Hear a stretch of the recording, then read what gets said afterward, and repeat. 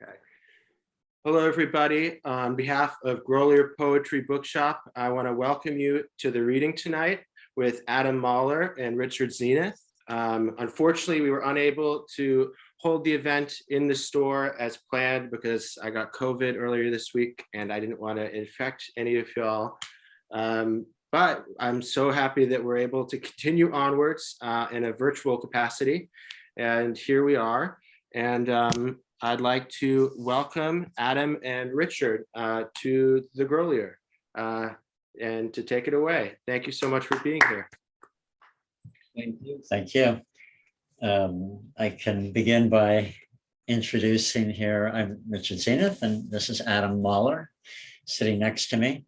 And Adam is now pursuing a doctorate at Harvard. And he was at Yale, where he studied various things, including translation. And Adam, I met through a mutual friend, and who was also Adam's instructor in translation at Yale, Peter Cole. That was the first year, I think, after you were an undergrad, right? 2014, yeah. Yeah. And Adam came to Portugal. I live in Lisbon. And I was to show me what he was working on. And it was this poet, Camilo Pessanha, a symbolist poet. I think Adam will talk a little bit about this poet.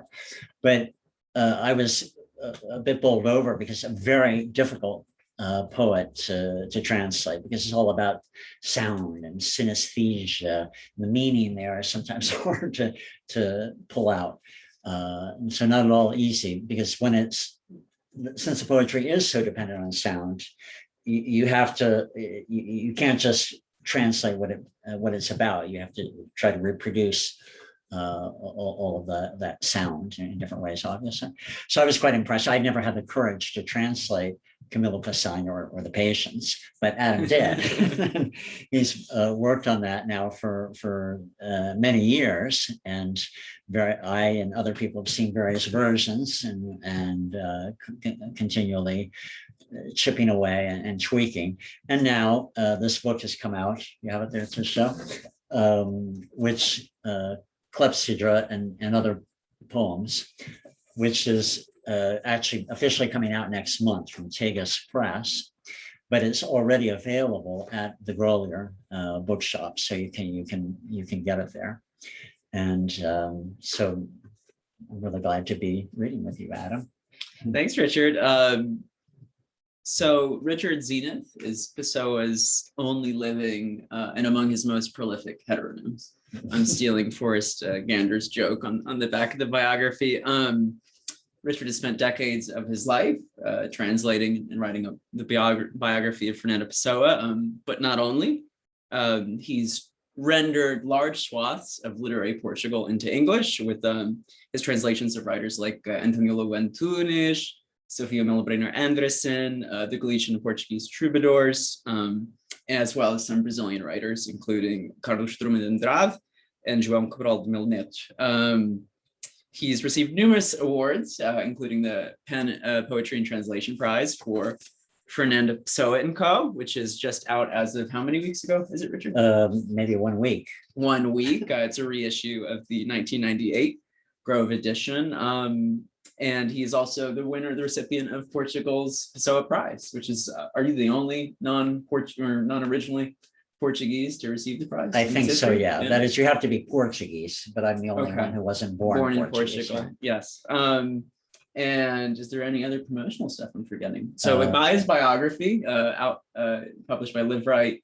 Find it at Grolier or wherever you shop for your books. I forgot to mention that you were the recipient of a Fulbright Prize, and have now won Penn Heim Award to pursue translation. So, okay, and on that note, we begin our reading. This book is also available at the Grolier, and it looks like the original edition published in 1998, I think. However, make sure wherever you get it, you get on the back cover, it says updated and expanded. It's been very thoroughly revised. translation is a task that never ends. So there's always room for improvement. And I hope this is quite a bit improved. I also took out a few weaker poems. I thought they weren't so strong, and added about 20 new poems. So it's really quite a different book. I'm not going to say too much about Fernando Pessoa. I think many of you viewing will have heard about him, but I just want to mention the bare bones facts that he was born in 1888 in Lisbon. However, when he was 7.5, he went with his mother. Pessoa's father died when he was 5 years old. His mother remarried, and Pessoa went with his mother down to Durban in South Africa because his stepfather had just been named the Portuguese consul there. Pessoa ended up having almost all his formal education in Durban in English, and went back to Portugal when he was 17 years old in 1905. So Pessoa had all these various influences of linguistically and literarily.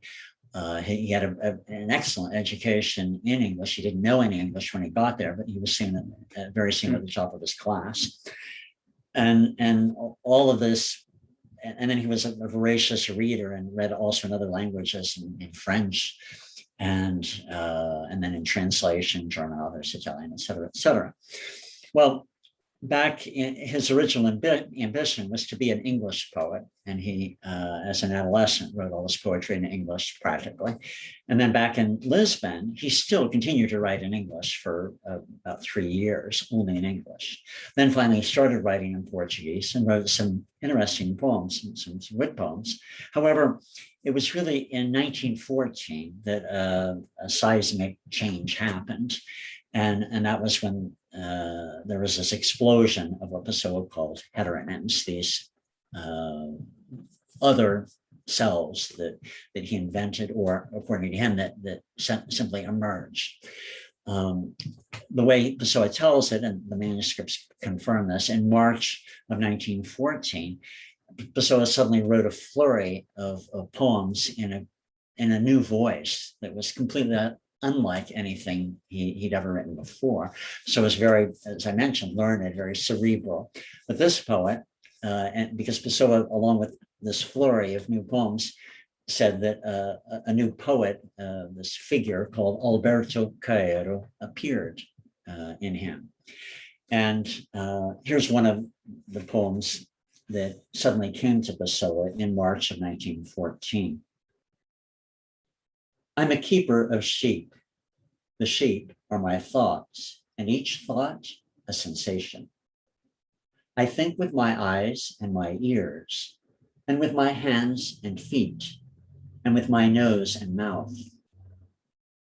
To think a flower is to see and smell it, and to eat a fruit is to know its meaning. That is why on a hot day, when I enjoy it so much, I feel sad, and I lie down in the grass and close my warm eyes. Then I feel my whole body lying down in reality. I know the truth, and I'm happy. So Pessoa had all this learning I mentioned, but here, according to Caeiro, Alberto Caeiro, reality has to do with our sensations. And the truth is simply in seeing clearly and feeling everything. This poem is from the major work of Alberto Caeiro called The Keeper of Sheep. But as the initial lines of the poem say, I'm a keeper of sheep, the sheep are my thoughts, and each thought a sensation.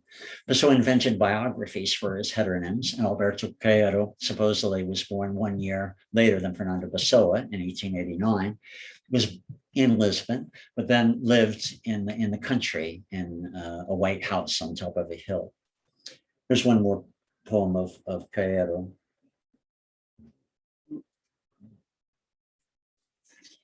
And this is a new poem published in this book. It wasn't in the first version. As when a man opens his front door on a summer day and gazes full-faced at the heat of the fields, sometimes nature suddenly hits me smack in the face of my 5 senses. And I get confused, mixed up, trying to understand, I don't know quite what or how. But who told me to try to understand? Who said there's something to be understood? When summer passes, the soft, warm hand of its breeze across my face, I need only feel the pleasure of its being a breeze, or feel displeasure because it's hot. And however I may feel it, because that's how I feel it, is what it means to feel it. Well, a couple of months after Alberto Caeiro emerged, then suddenly a new voice came to Pessoa, and a new poet that he called Álvaro de Campos. And this, whereas Alberto Caeiro was a poet of nature, Álvaro de Campos was a poet of the city and urbane, very over the top, a kind of semi-futurist in a way. And because he was all about celebrating machines and speed and city life.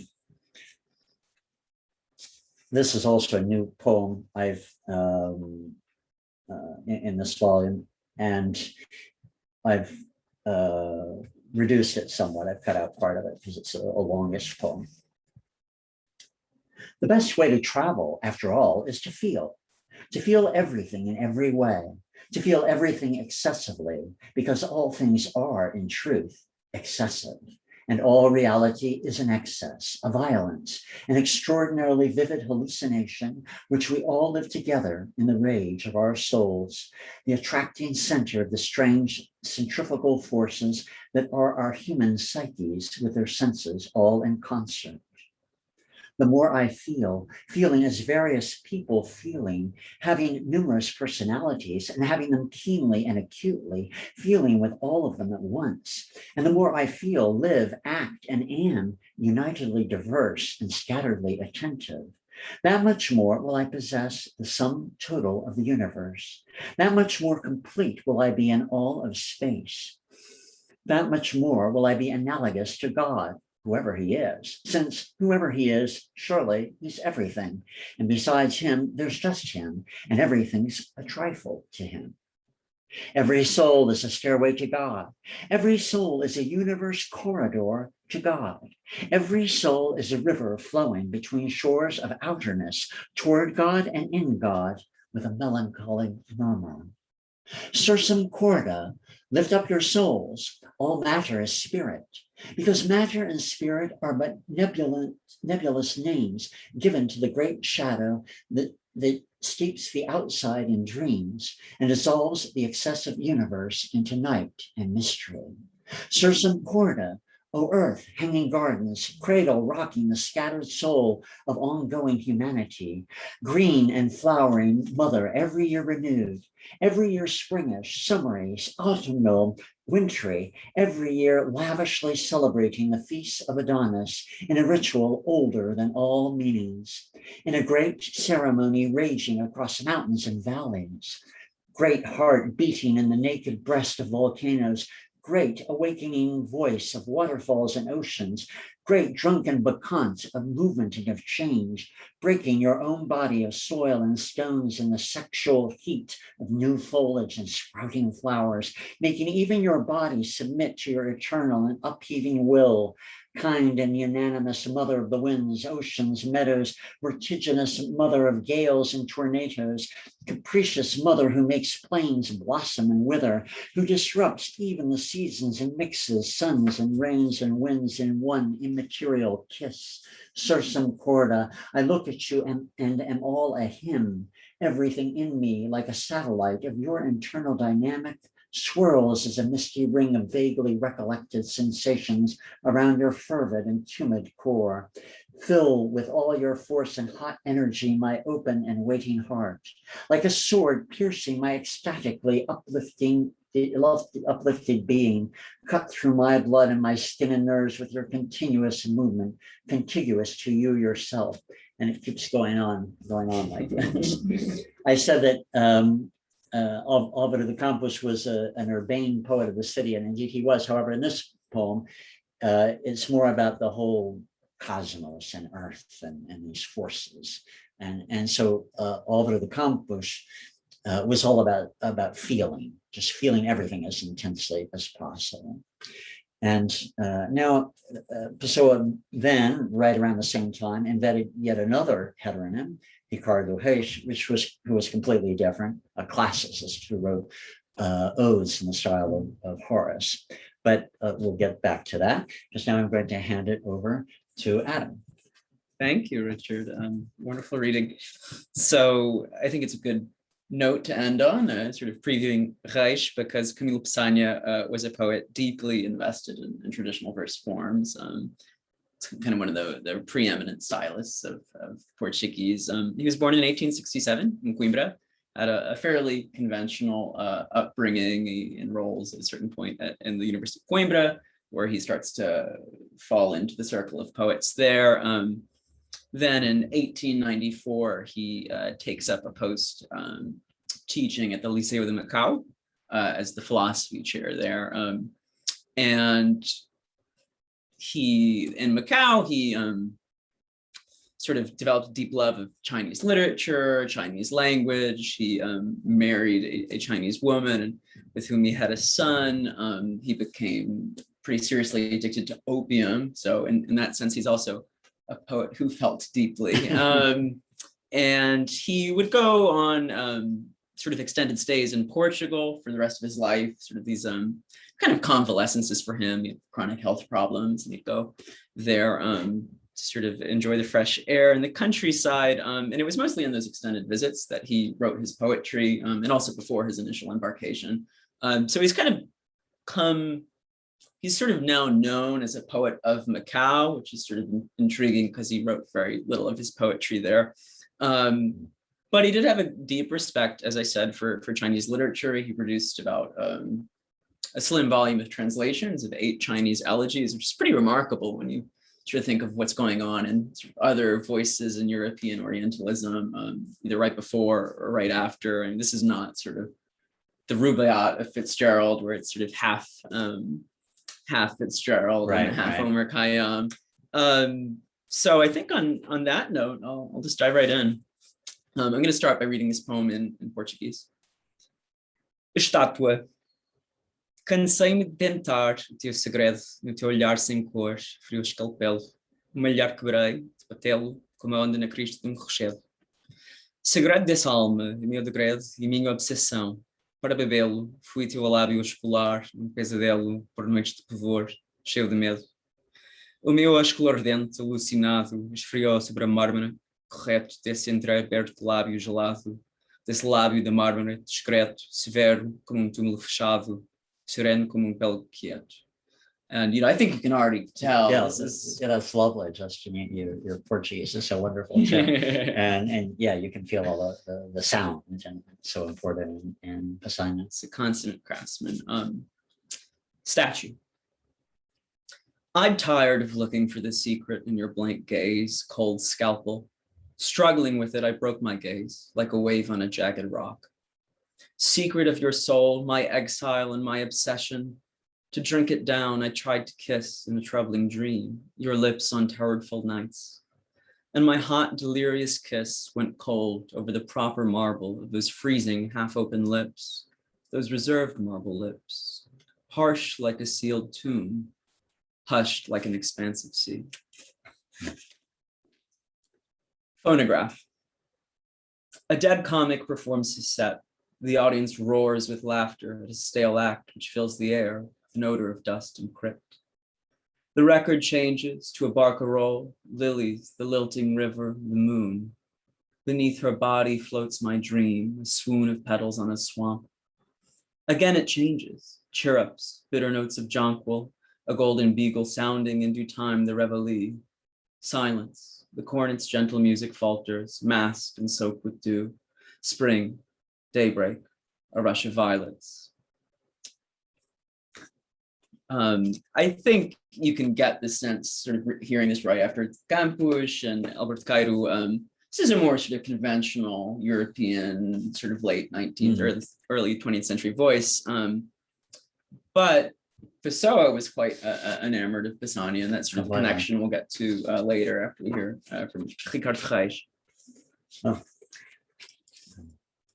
So, according to the biographies of the heteronyms, I didn't mention that Álvaro de Campos was supposedly born in Tavira in southern Portugal in the Algarve 2 years after Pessoa in 1890. And then he went abroad to Scotland to study naval engineering and traveled quite a bit around the world to East Asia and elsewhere, before finally coming back to England and working, and then back to Lisbon. And then Ricardo Reis, according to his biography, was born 1 year before Pessoa in 1887, and in Porto, in the north of the country. So Pessoa, he gets different ages covered. You know, the classicist Ricardo Reis, who feels he should have been born in ancient Greece and is frustrated because he was born in Portugal. And he believes in the ancient gods, and his philosophy of life is a bit like what we find in Horace. That is a certain resignation of that fate is all powerful and you can't resist fate. So the best thing is to accept your lot in life. And stylistically, the heteronyms were different too, because Alberto Caeiro almost always wrote in a free verse style. And the same is true with Álvaro de Campos, although Álvaro de Campos did have some sonnets that rhyme. And Ricardo Reis, like the ancients, did not rhyme, but he kept a strict meter. And there have been studies to show how his meters of his odes, short odes, are quite a bit like what we find in classical poetry. Well, here's an example of one of these odes. Follow your destiny, water your plants, love your roses. The rest is shadows of unknown trees. Reality is always more or less than what we want. Only we are always equal to ourselves. To live alone is soothing, and to live simply is always noble and great. Leave pain on the altar as an offering to the gods. See life from a distance. Never question it. There's nothing that can tell you. The answer lies beyond the gods. But quietly imitate Olympus in your heart. The gods are gods because they don't think about what they are. Well, Fernando Pessoa also wrote many poems under his own name. There, you can find complete separate volumes dedicated to each of the heteronyms, Caeiro, Campos, Reis, but Fernando Pessoa wrote a number of volumes of poetry. These are volumes that had been collected posthumously because Pessoa he published quite a bit in magazines and some in newspapers, but during his life, he published very little in book form, just one book of his Portuguese poems the year before he died. But he wrote considerably, as I said, also under his own name. And when writing under his own name, in a way, he seems more traditional. His poems, they usually rhyme and keep a regular meter. He was somewhat influenced by symbolist poetry, and Camilo Sagna was a symbolist, although it would be hard to find many poems like Pessoa that are similar to Pessanha's, actually. Pessoa was very, very rational, but his poems are often kind of a diary in a way of not so much of things he does, but things he feels and thinks.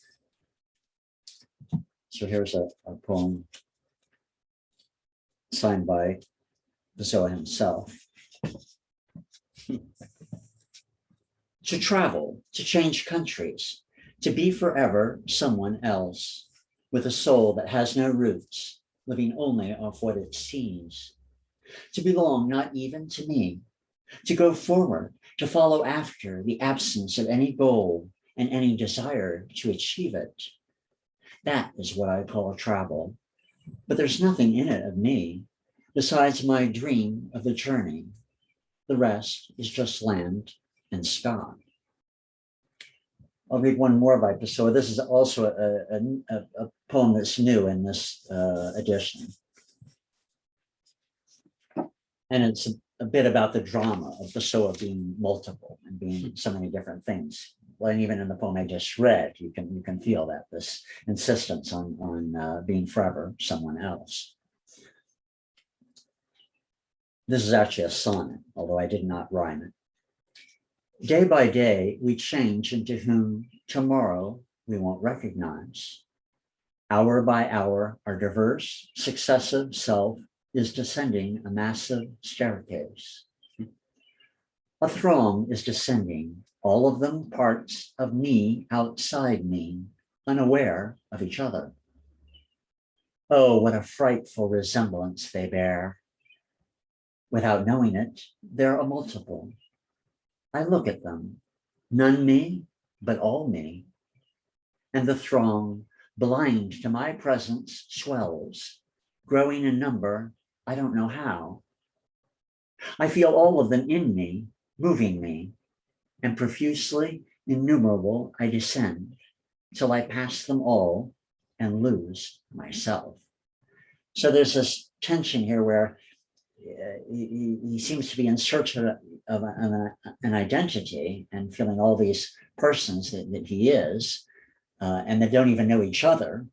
But then at the end, he then goes beyond them all, but then loses himself. So he's completely, there is no identity that's just him. It's always tied up with this multiplicity of people, or if not of people, then of urges, conflicting desires, which is something actually that all of us have, of course. Adam.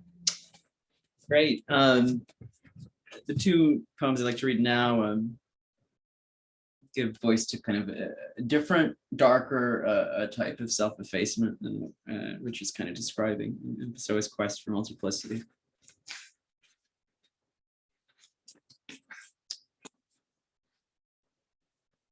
When I turned back, I found my footprints still fresh in the wet sand. I re-evoked the fugitive hour alive again in my dull eyes clouded with unshed tears. Perfidious footsteps, why did you stray so far off course and then return to the point of our first farewells?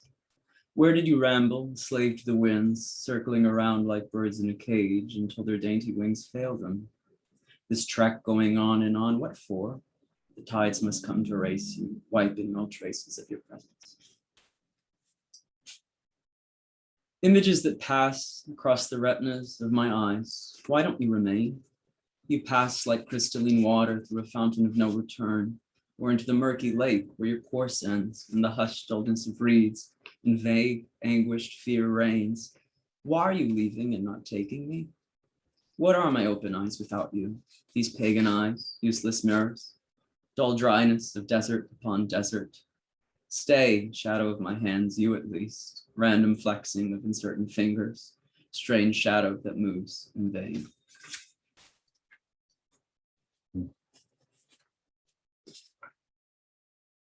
This next poem is, I believe, Pessoa's favorite, not only Pessanha, but one of his sort of favorite poems, period. Violoncelo. Yeah, I think I'll read it, and then maybe you can say a few Sure. words about the poem and sort of the Pessoa-Pessanha connection.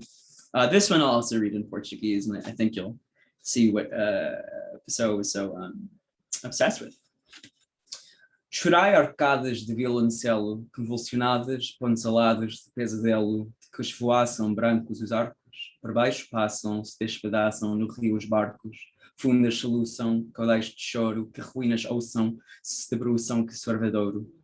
Trêmulos astros, soidões lacustres, lemas e mastros, os alabastros dos balalustres, urnas quebradas, blocos de gelo, cheirar arcadas, despeçadas, violoncelo.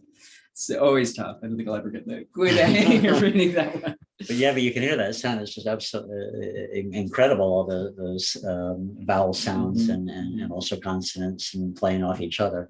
And well, let me just, before you read it in English, let me say that Fernando Pessoa, Camilo Sagna, he was finally, there was this book Clepsydra published, was it 1920? 1920. Yeah, but before that, although he wasn't so young when he was in 1920, he already was about 50, in his 50s, right? Pessanha, 1920, he would have been 53. Right, yeah. So, but and he had published virtually nothing.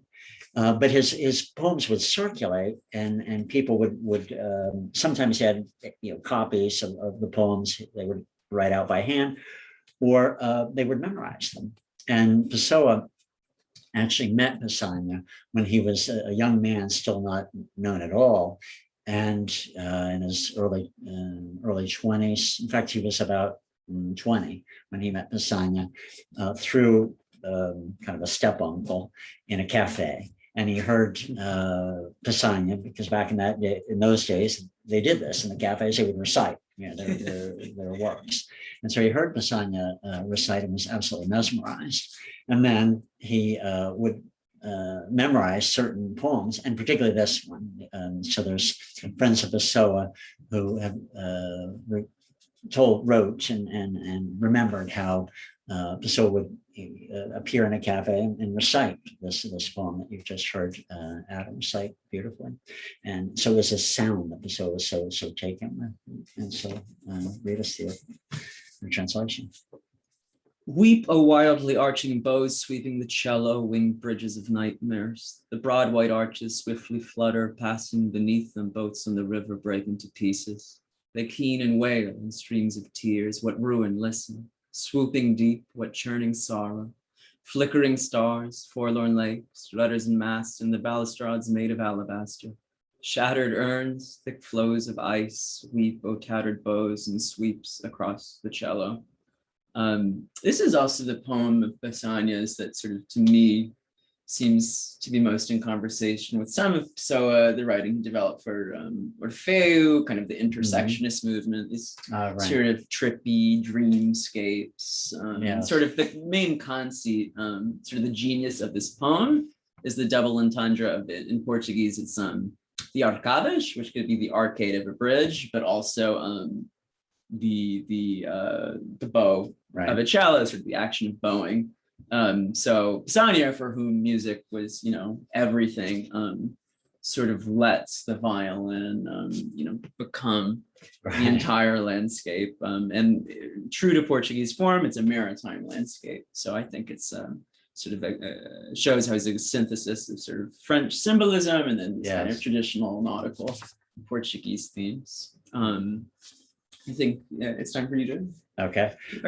I'll just add there that Pessoa, Adam mentioned intersectionism, and Pessoa, around the time when the heteronyms emerged, he actually a bit before that and then after would invent these vanguard movements. And the first one he invented was called Swampism, because of a poem of his titled Swamps, which was in this vein, in the more Pessanha vein, where you have these landscapes that are otherworldly, often, or this world, but so exaggerated in the sensations that they evoke, and the meaning is sometimes pretty hard to parse, hard to find it. And then he invented intersectionism and then sensationism, and these movements were all kind of related. But all this indeed was a bit inspired by Pessanha and others who were like symbolists, we could say. So I'll go back to Alberto Cairo. Again, this is a poem from The Keeper of Sheep. What we see of things are the things. Why would we see one thing when another thing is there? Why would seeing and hearing be to delude ourselves when seeing and hearing are seeing and hearing? What matters is to know how to know how to see without thinking, to know how to see when seeing and not think when seeing, nor see when thinking. But this, if only we didn't have a dressed up heart, this requires deep study, lessons in unlearning, and a retreat into the freedom of that convent where the stars, say poets, are the eternal nuns, and the flowers the contrite believers of just one day. But where, after all, the stars are just stars, and the flowers just flowers, which is why we call them stars and flowers. And now another ode of the classicist, Ricardo Reis. This is also new and published here for the first time. At those times when walking in the fields, our love goes with us, a third presence, usurping whatever we know for certain about each other. At those times when everything we see, even without seeing it, enters our common soul to its very core. Lydia, at those times, so strong is my feeling of love, I can't tell it. And I talk instead, if I talk, of the fields, while discoursing on love in a duet with myself. You notice the Lydia is one of the, appears in also the Odes of Horace, and Lydia, Claude, Nera, and these women, these maidens also appear in the Odes of Ricardo Reis. Want to go? Sure. So the next two poems, I think, not a small number of critics, sort of the real Pessanha heads would say he's sort of pinned down somewhat unfairly as an ultra symbolist, and I think it's a pretty apt label on the whole. But he is a poet of multiple modes, and these next two poems I'm going to read is sort of not quite as distinguished as anything across the three heteronyms, but this is sort of a different Pessanha than the one we've been hearing from tonight.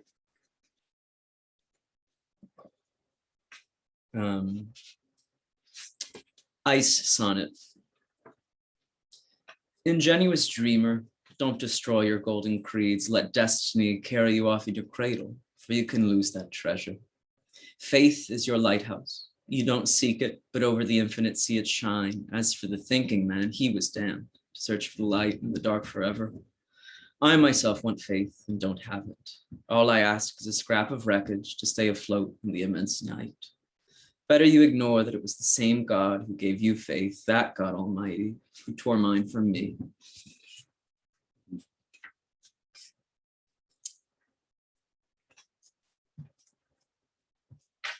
Okay. Oops. Okay.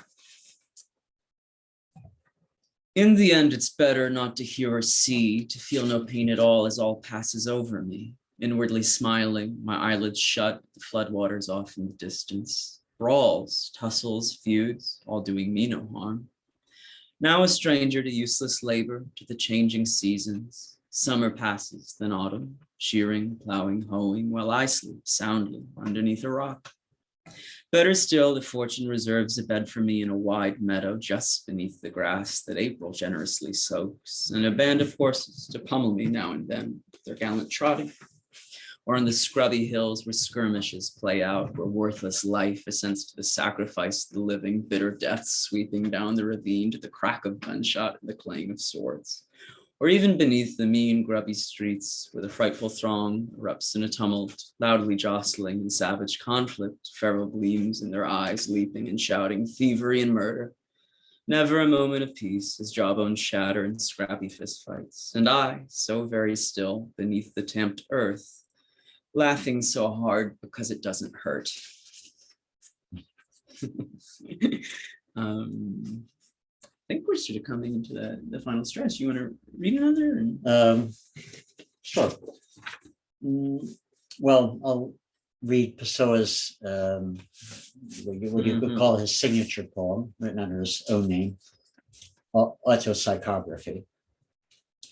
And of course, psychography is can mean a couple of different things, but one would be the idea of mediumistic writing or automatic writing. So, and so here it's like a self, but I think of it as auto-psychography. Three words all come from Greek. So you have auto, the self, psycho, and writing. And that's a lot about what Pessoa is in his work. And this poem actually is slightly revised too from an earlier version. The poet is a feigner who's so good at his act, he even feigns the pain he feels in fact. And those who read his words will feel in his writing neither of the pains he has, but just the one they're missing. And so around its track, this thing called the heart winds, a little clockwork train to entertain our minds. And I'll read this now in Portuguese too. O poeta é fingidor, finge tão completamente, que chega a fingir que a dor que deveras sente. E os que leem o que escreve, na dor lida sentem bem, não as duas que ele teve, mas só o que eles não têm. E assim nas calhas da roda, gira entre ter a razão, esse comboio de corda que se chama o coração. And I'll read one more Campos poem also, Álvaro de Campos.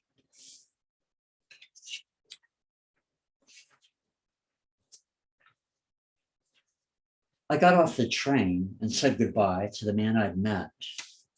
We've been together for 18 hours and had a pleasant conversation, fellowship in the journey.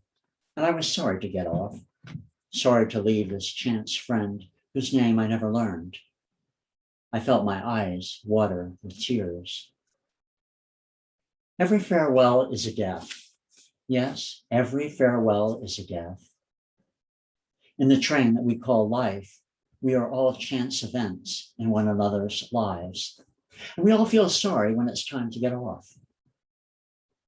All that is human moves me because I'm a man. All that is human moves me not because I have an affinity with human ideas or human doctrines, but because of my infinite fellowship with humanity itself.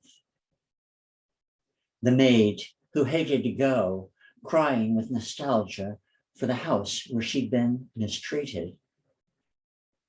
All of this inside my heart is death and the world's sadness.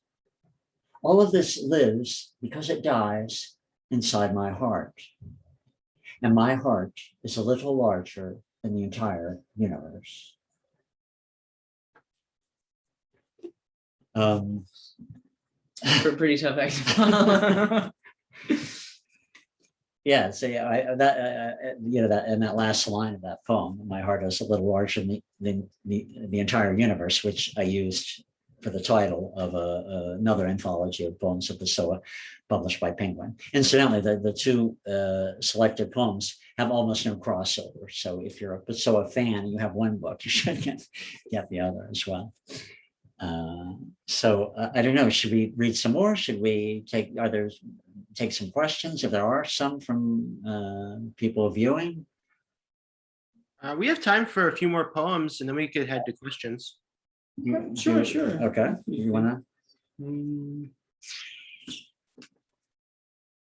Okay.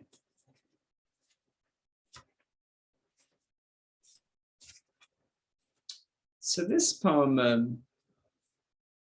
is one of the few that makes any sort of allusion to China, and it does so really as a title, but I think it actually does speak to some extent, Pessanha's engagement with Macau. I'll read this one in Portuguese as well. Viola chinesa. Ao longo da viola amorosa vai adormecendo a prolenda, sem que, amadronado, eu atenda a lenga-lenga fastidiosa, sem que meu coração se prenda, enquanto nas alma minuciosa, ao longo da viola amorosa, vai adormecendo a prolenda. Mais que cicatriz melindrosa, a anel que essa viola fenda e faz que as azitas te estenda numa agitação dolorosa, ao longo da viola amorosa. Chinese guitar. To the sound of the slow guitar, the crowd's chatter drifts asleep, and I in my languor disregard every word tediously uttered. Nor does my heart falter while the shrill, irksome chatter of the crowd drifts asleep to the sound of the slow guitar. And yet what tender scar does that guitar offend, making those tiny wings unfurl in a burst of pain, slowly to the guitar. So sort of the way I've understood this poem, again, one of, I think, two that has the word Chinese in it somewhere, is, he was a regular at China's opium parlors, and sort of, I kind of take the sinophone, the Chinese speaking guitar to, be a figure for the Chinese language itself. And he writes sort of very, acerbically about life in China and its moral and sort of what he perceives as its moral decadence, but he always has this incredible tenderness for the Chinese language itself. So sort of in again through this decrepit opium parlor, he's hearing Chinese, and it's sort of for there's something in that sort of tugs on his heartstrings, quite literally. And maybe one more. I wish I could leave you sort of on a cheery note, but there's not a ton of that in Pessanha. Sometimes you get irony, but that's about it. Well, this poem is called Final, and it closes the 1920 edition. So Pessanha himself was never his intention to publish Clepsydra. His good friend, and whom he had a sort of crush on. He had a pretty massive crush. Ana Azorit Castro sort of convinced him to allow her to publish a collection of his poems, and the extent to which he was involved in that editing process is not that clear. But most scholars of Pessanha think whatever book he was going to put out, he always envisioned this closing off. I like to read these in Portuguese as well. They're pretty short, so I'll go for it. Ou cores virtuais, crisais subterrâneas, fulgurações azuis, vermelhas de amopte, represados clarões, cromáticas vesâneas, no limbo onde esperais a luz que vos petize, as pálpebras cerrai, ansiosas não velais. Abortos que pendais os frontes cor de cidra, tão graves de cismar, nos bocais dos museus, escutando o correr da água na clepsydra, vagamente sorris, resignados e ateus, cessai de cogitar, o abismo não sondais. Gemabundo a arrulhar dos sonhos não sonhados, que toda noite reis, doces almas penando, as asas lacerais, na resta dos talhados, no vento espirais, em um quixumbrando, adormecei, não suspirais, não respirais. Oh, colors trapped below the surface, electric azures, hemoptic reds, inert flashes, chromatic manias, waiting in limbo for the baptizing light. Seal the lids of your eyes, stop watching anxiously. Stillborns in museum jars who gravely furrow your citron-colored brows, resigned atheists smiling faintly, listening to the water in the clepsydra. Stop thinking, avoid the abyss. Regretful cooing of undreamt dreams who wander all night, sweet souls in grief, and tear your wings on edges of roofs and exhale soft moans into the wind. Sleep, don't sigh, don't breathe. And again, there's not much cause for optimism reading a poem like this, but to a certain extent, I do think poem undermines poet. And sort of he's talking about sort of these jarred up dreams, this trapped poetic potential, but then it does sort of come out on the page in these lively soundscapes. sort of, I think, So there's a kind of redemption there in writing. and I think there's even sort of a rivalry between the water clock that gives sort of the titles collection and his own impeccably timed verses.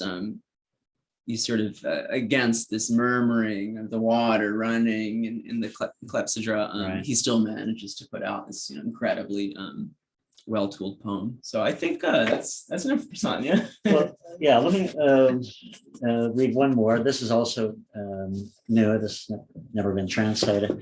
And Fernando Pessoa, with all this multiplicity and being so many different things and different people, and never being in one place for long, always on the move, traveling, being someone else. And this also I didn't mention, but Álvaro de Campos was bisexual.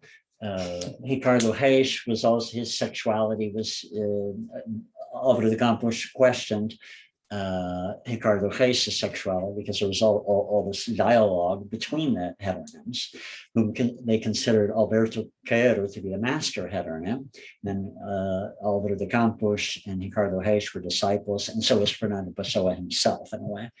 And while they always admired the work of Alberto Caeiro, they would quarrel among themselves. You get this really this world of people that inhabited Pessoa.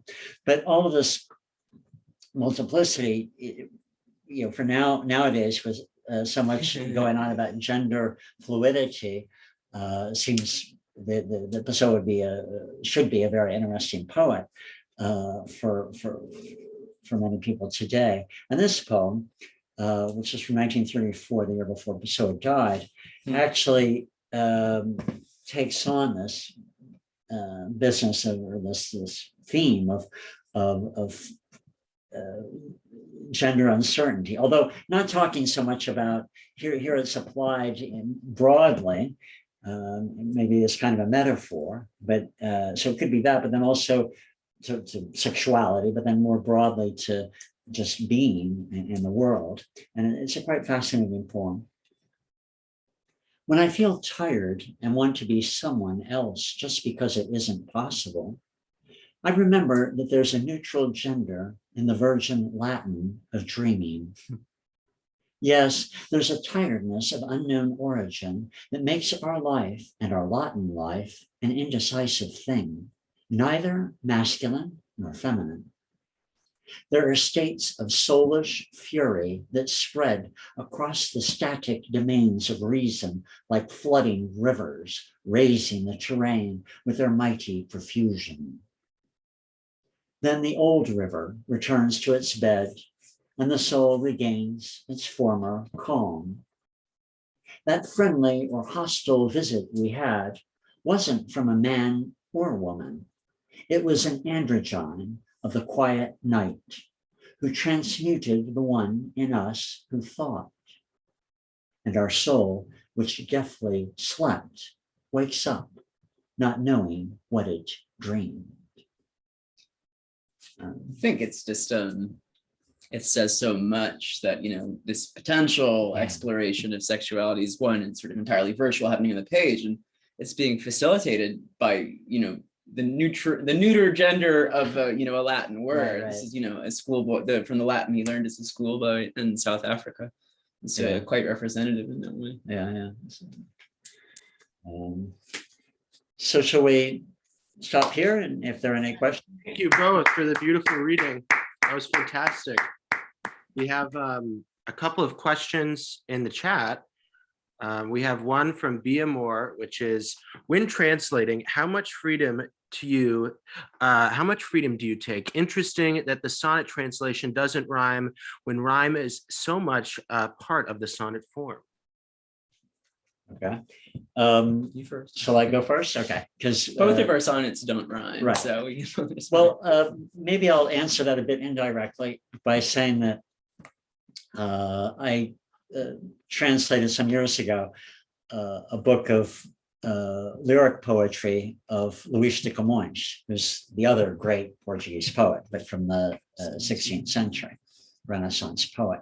And it's titled Sonnets and Other Poems. And I began by translating about a dozen or 15 sonnets, I think. And for me, a sonnet had to rhyme. And I was rhyming these sonnets.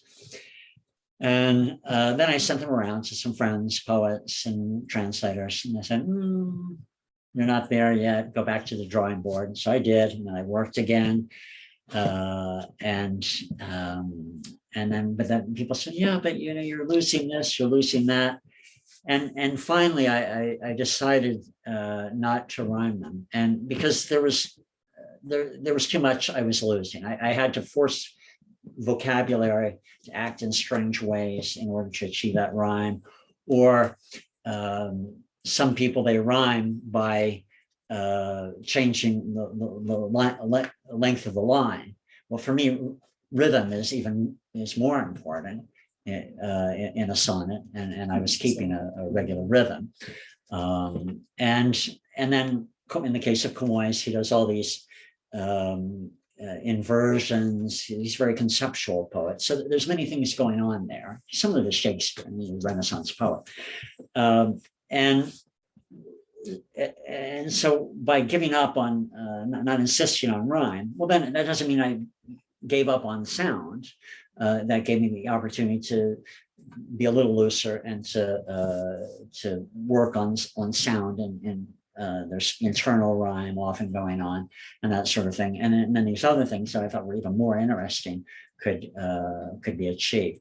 So that said, I completely respect somebody who chooses to rhyme full throttle, and I think it's good that there are many different approaches to translating, and that the same poems or sonnets, for instance, are translated by different people using different principles, and then with all those translations, maybe we can get at something like what the original author wanted to convey. I can't say much better than that. I echo Richard's sentiments, and the only thing I'd add is, particularly the case of Pessanha, who is, a poet with an incredibly well-tuned ear. It does sort of take on this existential sheen. How am I gonna do a translation of a sonnet that doesn't rhyme? But one, I think it's just sort of betting on sort of a quieter music, and sort of in the case of my poet, really.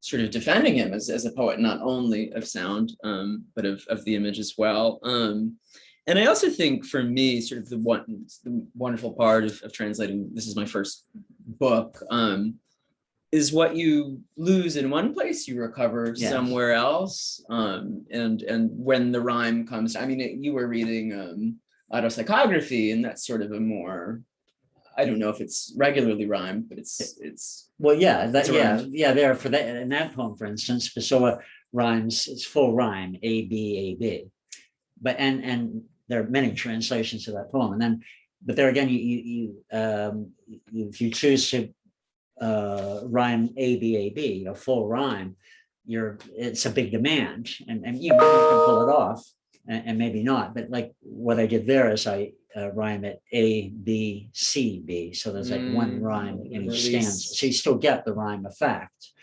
But it's an incredibly natural idiom. So it's not at the cost of this sort of, Pessoa, one of his sort of the great faults of his English is it is very artificial, often in service of things like rhyme.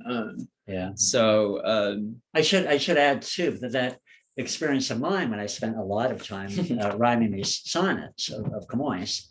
And it was not time spent in vain, because it gave me really the notion of a sonnet, and it taught me that a sonnet actually does not have to rhyme. And in fact, there are poets who write sonnets that do not rhyme. And but it gave me that you can have a sense of a sonnet as this very compact inner form, with these interlocking going on, right? And you can actually get that without necessarily rhyme. It's a great question. Yeah, it's a very good. We have another one from Lori M. And it is, to what extent, if any, does the poetry of Pessoa and Pessanha reflect the national ethos of a long declining maritime/colonial power being left in the wake of industrial and military powerhouses? This is a great question, because our poets are both national poets, but in very different ways. Worth stating again, most of this poetry is not written in Macau. sort of, it's not really colonial in any sort of one-to-one way. I will say the sort of very first poem, which is only 4 lines, I'll read it. I saw the light in a lost country. My soul is languid and defenseless. Oh, to slide away in silence and vanish into the ground like a worm. That lost country is in Macau, and it's also Portugal. This was written in 1920s. He's already sort of nearing the end of his stint in Macau and the end of his life. And Pessoa wrote essays on sort of the turpitude, the moral turpitude he saw around him in Macau. And I think sort of the most interesting thing we take away from those critical writings is for him, Macau sort of continued to be for him sort of the embodiment of Camões and sort of the voice of Portugal's greatest poet. And to the extent, to him, the colonial project reached its heights in the form of an epic poem. And I think to that extent, to the extent that poetry sort of followed the Portuguese empire where it went, he sort of had a nostalgia for it and he channeled it in his poetry. But I don't really think his work engages sort of the colonial much more than that. Okay. Well, as for Fernando Pessoa, he was very much formed, shaped by colonialism, both Portugal's colonialism, still had colonies in Africa, and in these colonies, the empire is much celebrated, and there's a concern among the various governing groups of Portugal to preserve that empire. And then also he was spent 10 years, almost 10 years in an English colony when he was a little kid. And in Durban, about half of the city was white Europeans, mostly of English descent. About a quarter was Zulus who did manual labor, and a quarter was Indians, because they brought in a lot of Indians the English had to work the sugar plantations, but a lot of them ended up in cities such as Durban particularly. So I had this, as you can imagine, the white Europeans were the privileged class there, and so it grew up as a privileged person. So Pessoa then is a very complex topic, which I take on in the biography that I've written, Pessoa, a biography. There's quite a bit about that and how it affected also his writing. But the one I mentioned earlier, there was only one book that Pessoa actually published 1 year before he died, and that was called Mensagem, Message, which is a book of 44 poems that tell the story. They're short poems, but they tell the story in an epigrammatic way of Portugal, of its foundings, and also of its the whole chapter of the discoveries and so-called Portuguese discoveries, the navigators and what they accomplished. And then it also looks at Portugal as it is now in a decadent phase and looks to the future. And so I had this idea of a new empire. However, his idea was a cultural empire, because Portugal was a small country. And so he didn't really have much use finally for the colonies. His hope, and he hoped to achieve this in himself and his army of heteronyms, was to a new renaissance in Portuguese culture that would in a certain way dominate. But here's one poem, short, from that book, Mensagem, and Prince Henry, that is Prince Henry the Navigator, who sponsored a lot of the early navigations of the Portuguese. God wills, man dreams, the work is born. God willed that the earth be one, that the sea unite rather than divide it. Anointed by him, you unveiled the foam. and the white crest went from island to continent, a path of light to the world's end. And all at once the entire earth appeared round from out of the blue. The one who anointed you made you Portuguese, assigned to us of our pact with the sea. The sea was one, the empire undone. Lord, we still must win Portugal.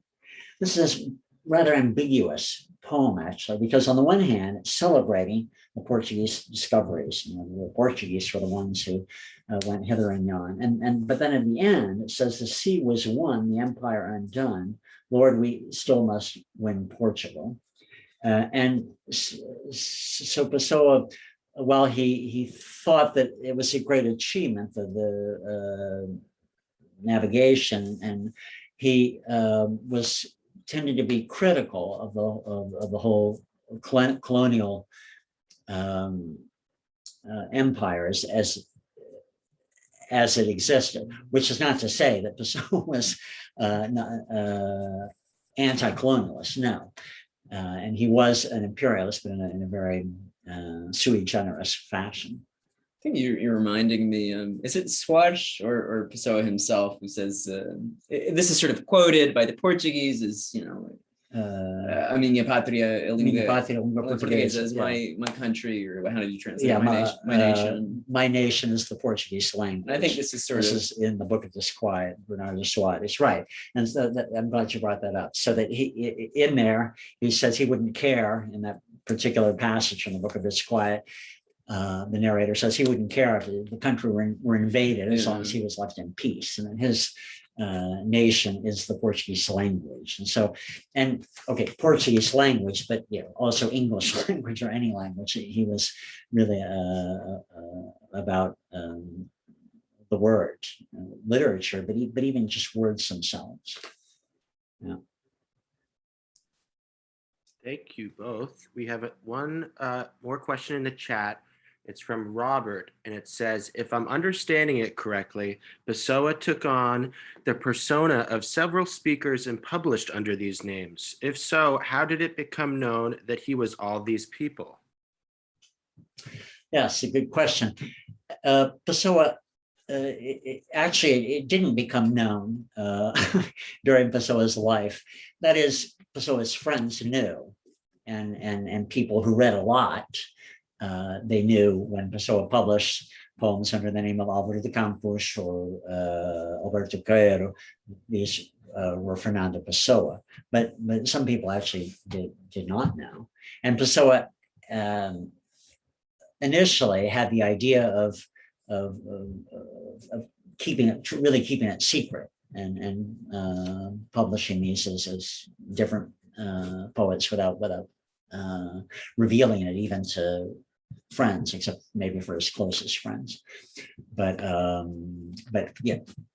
plenty of people knew who they were. And then, of course, the evidence is in all of the manuscripts that have survived. When Pessoa died, he left a famous trunk full of more than 25,000 manuscript sheets, mostly unpublished work.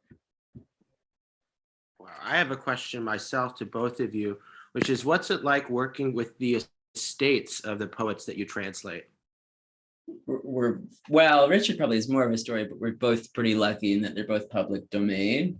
Pessanha, I think the term of, it's a shorter term in Portugal, right? The period during which, is it the same in the States? It's only 70 years after the death in Portugal, right. Which I don't know what it is. I think here it might be 75. Yeah, okay.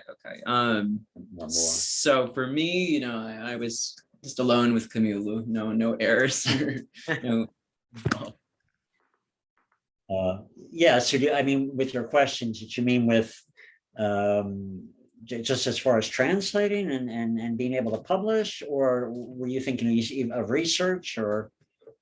It was more the former, but I had another question also that I guess follows up with that, which is if you could both speak to sort of the origin of your relationship with translating Pessoa and Pessanha.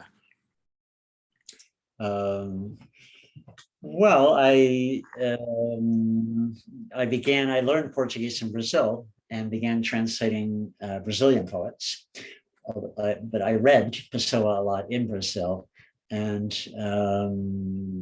then have lived in Portugal for over 30 years. Just, he's an incredible writer. I began by translating the Livro do Desassossego, the Book of Disquiet, into English, and then actually this selected poems, and just have kept going. So Pessoa, fortunately, is not only a great poet, but a vast poet. So you don't, or at least I haven't gotten tired of him. What about you? Pessanha, no, good question. Actually, sort of the genesis of this project is owed in large part to someone who's with us right now on the Zoom, Peter Cole. It was, I had arrived, it was my freshman year at Yale. Within the first semester, I exhausted the whole of the course offerings in Portuguese, which is not a testament to my Portuguese so much as a testament to how few classes there are in Portuguese instruction at the university. So I wanted to keep up with Portuguese. The idea of literary translation never crossed my mind, but sort of there's this course, the practice of literary translation, being offered in the spring. I was the only freshman in the class. I remember Peter was a little bit skeptical at the beginning, but then I just, I fell in love with Pessanha. That was a very different translation at the time. I think I needed a few years to live in Portugal and really absorb the language that way, and sort of passively by osmosis to really enter his world. But I just always kept up with Pessanha. I actually, when I went to Portugal after graduation, on the Fulbright, I was originally meant to translate a very different poet, more sort of the best friend of Fernando Pessoa, and his name is Maritza Corneiro. Another difficult kind of nebulous symbolist poet. And there was never that sort of sympathy that I had with Pessanha. So I was able to sort of change gears. The Fulbright committee was very supportive, and I kind of returned to Pessanha. And then over the next, year and a half or so. The Fulbright committee found out. Yeah, they did find out. I didn't know that. I was worried at the time. They just wanted a poet brought into the world. And they got one. And now Maritza Corneiro is also brought into the world by another translator. So if anyone's interested, you have pretty much the full lot of Portuguese modernists. Great. Thank you. We have one last question from the chat from Bia More, and was there any intrigue about the true identity, Ferrante as a current example?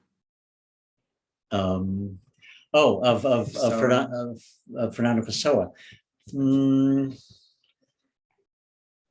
Well, wasn't he almost outed on a few occasions, or people would write in? What about the whole controversy when he had written the very inflammatory letter? I think because the liberals were going after him or something. Right, but I'm sorry, but the question was if he was outed like in like Ferrante, Elena Ferrante. Did I hear right? There's been so much that has gone on about Ferrante's true identity, which. Right. And I just wondered in his time and place, if part of that was part of the scene, the literary scene, the cultural scene. Yes, thank you. Well, in the case of Pessoa, it's a bit different because he invented these other selves that were all, so he invented this constellation, but he Fernando Pessoa did not disappear. However, Álvaro de Campos, in one of his writings, said that Fernando Pessoa, strictly speaking, doesn't exist. So there's this, playful thing going on, and Pessoa said himself wrote that he was like a medium for these other voices, and that he was the least real of them all. Because actually, Pessoa, that might be true in a certain sense, just because Pessoa never settles down. He's always on the move. He never except literally never affirms an identity, and most of us, we make decisions And as from a young age, and we start becoming somebody, we define ourselves. And he did not want to define himself. So yeah. He also never achieves in his lifetime the success that Ferrante had, and so there's less pressure. to Well, that's sort of true reveal too. himself Yeah, in that way. he did not achieve that success. Yeah. So. Well, Okay. thank you both so much for reading. Let's give the poets another round of applause. Thank you so much. That was absolutely fantastic. Really appreciate it. We'll be in conversation this Monday at Harvard if you want to hear them again. Yes, please come. Yeah. Please visit. Please do the For Zoom. sure. I think James already put the Zoom in the Okay. chat. Yes, the Zoom is in the chat. How can we post that? That will be a sort of very different conversation about writing the biography Right. and Pessoa's life. So for those of you who maybe just encountered Pessoa or have loved him all along, Yeah, a lot of fun. Please join us. We'll have a good time. I hope everyone has a wonderful evening. The next Grolier event, God willing, is next Friday. And the store will hopefully be open again this coming Wednesday. Everyone take good care, stay healthy, have a wonderful weekend. So long. Tchau. Adeus.